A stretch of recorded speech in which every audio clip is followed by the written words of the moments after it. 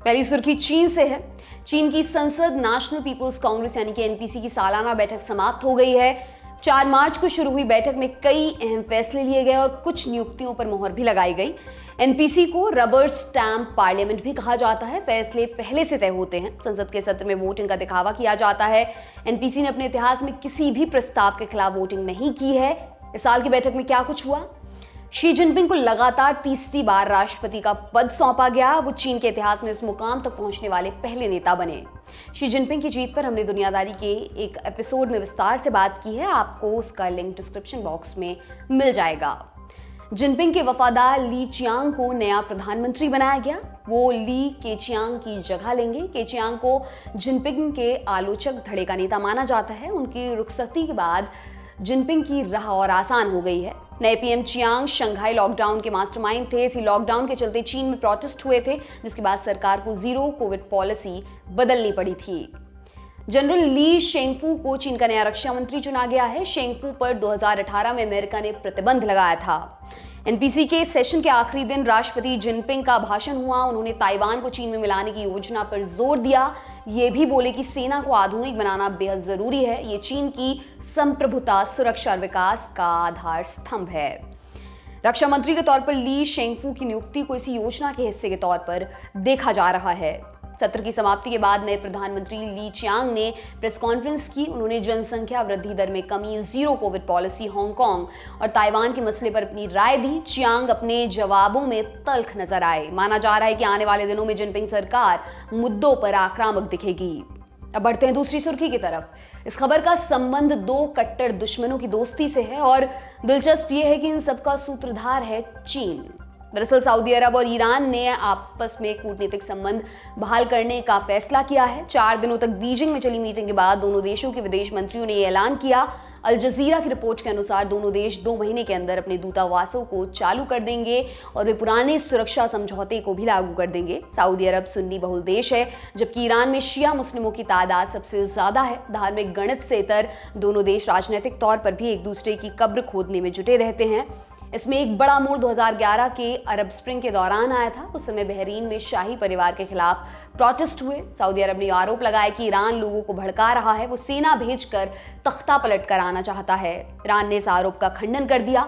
हालांकि आग तेज हो चुकी थी। 2011 में ही सीरिया में युद्ध शुरू हुआ। वहां ईरान ने बशर अल असद को समर्थन दिया। सऊदी अरब ने पहले विद्रोही गुटों की मदद की, फिर वो इस्लामिक स्टेट के खिलाफ लड़ाई में अमेरिका का सहयोगी बन गया।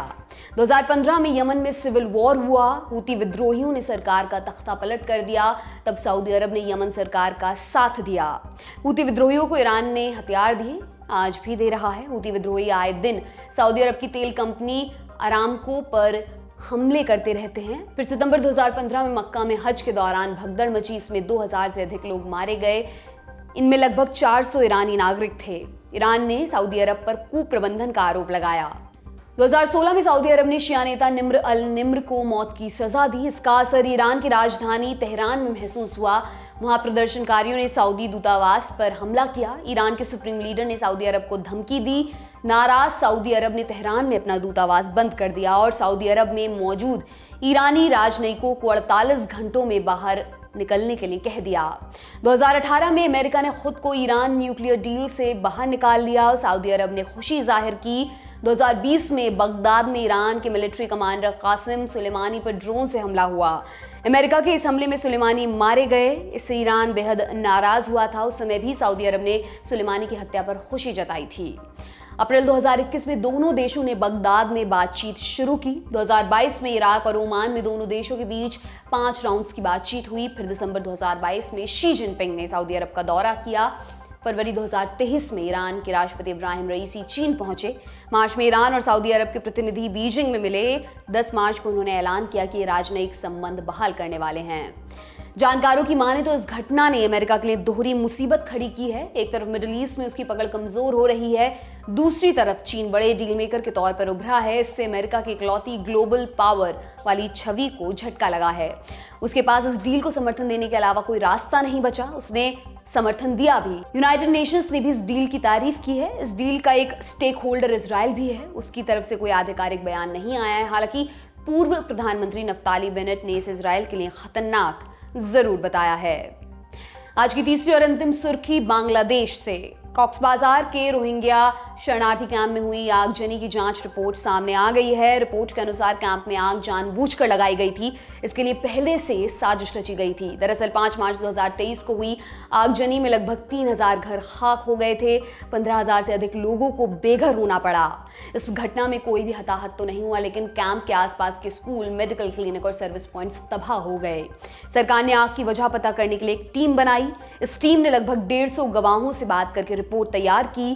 फिर सामने आया कि इस आग के पीछे चरमपंथी गुटों का हाथ था। जांच कमेटी ने गंभीरता से कार्रवाई करने की सिफारिश की है। वैसे बांग्लादेश के रेफ्यूजी कैंप्स में आगजनी की पहली घटना नहीं थी। पिछले हफ्ते बांग्लादेश के रक्षा मंत्रालय ने एक रिपोर्ट जारी की थी। इसके मुताबिक जनवरी 2021 से दिसंबर 2022 के बीच रोहिंग्या शिविरों में आग लगने की 222 घटनाएं दर्ज की गई। इनमें से लगभग 60 घटनाएं पहले से प्लान थी। कैंप में सबसे भीषण आग मार्च 2021 में लगी थी, जिसमें 50,000 से ज्यादा लोगों को अपना घर छोड़ना पड़ा था। इसमें 15 लोगों की जान चली गई थी।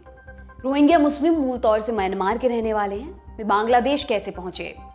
रोहिंग्या मुस्लिम म्यांमार में चल रहे जातीय झगड़े का शिकार बने। म्यांमार एक बौद्ध बहुल देश है, लेकिन रखाइन प्रांत में मुस्लिमों का दबदबा है। वहां के कुछ विद्रोही गुट म्यांमार सरकार के खिलाफ अभियान चला रहे थे। अप्रैल 2014 में म्यांमार में जनगणना कराई गई। इसमें रोहिंग्या मुस्लिमों को शामिल नहीं किया गया। पहचान साबित करने के लिए नई शर्तें लगा दी गई।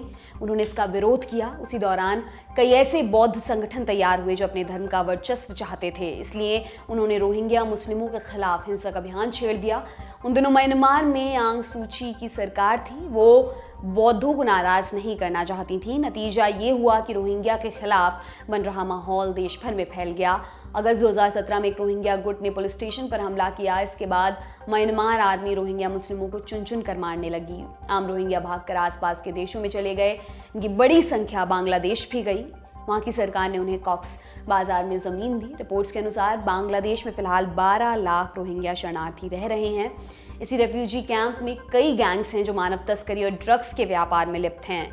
उनके बीच वर्चस्व को लेकर लड़ाई चलती रहती है। आगजनी के जरिए वे लोगों में डर कायम करके रखना चाहते हैं। हालिया मामले में अराकान रोहिंग्या साल्वेशन आर्मी यानी कि ARSA का नाम सामने आ रहा है। ARSA की स्थापना 2013 में हुई थी। इस संगठन के तार जिहादी समूहों से जुड़ते रहे हैं, लेकिन ARSA ने हमेशा इन आरोपों का खंडन किया है।